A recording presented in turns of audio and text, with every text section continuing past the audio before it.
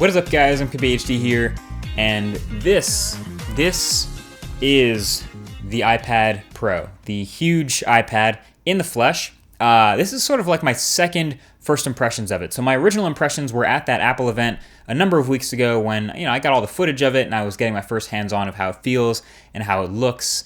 But this is the first time I've had it in-house, so I'm going to be putting my own apps on it.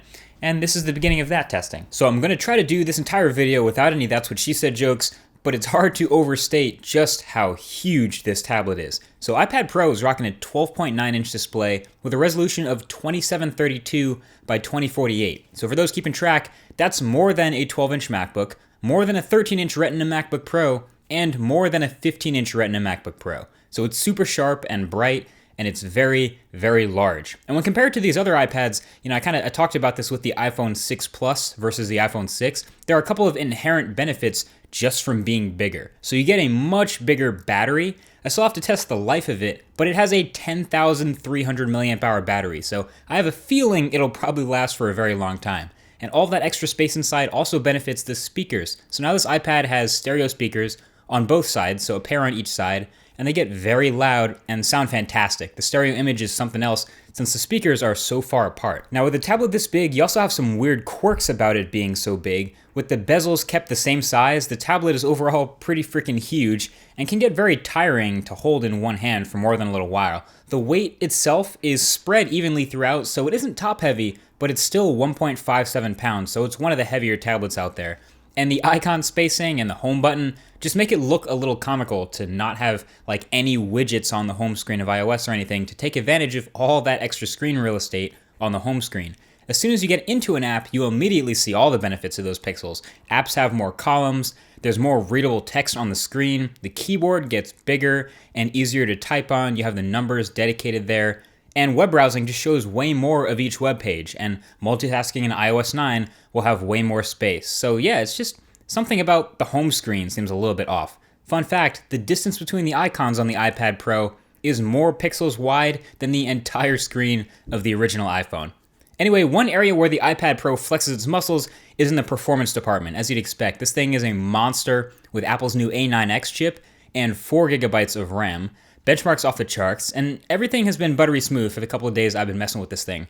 And I think that this, along with the newest iPhones, have performance so good that it just kind of removes any lag, and it just showcases iOS at its finest, just what it's supposed to be. Now, one pretty big question a lot of people are asking about the iPad Pro is, can it replace your laptop? Can it really be a pro machine? We have the iPad Air, we have the iPad Mini, and if they just called this the iPad XL, that would probably be the end of that conversation. But they're calling it the Pro, and they're actually bolstering that with a number of first-party accessories, which I will show you. That'll sort of give us a better idea of what Apple is trying to show that the iPad Pro can do. So the first of those is the keyboard smart cover. So it uses the smart connector at the bottom of the iPad Pro and a couple of magnets to snap into place and pair. And while it's closed, it looks like a normal iPad smart cover, a normal case, except for the fact that it's a little bit thicker than normal and it's on a huge iPad. But when you unfold it and refold it, it becomes a pretty average looking iPad keyboard. And the keys have about the same travel as a 12-inch MacBook keyboard, and the layout is almost the same too.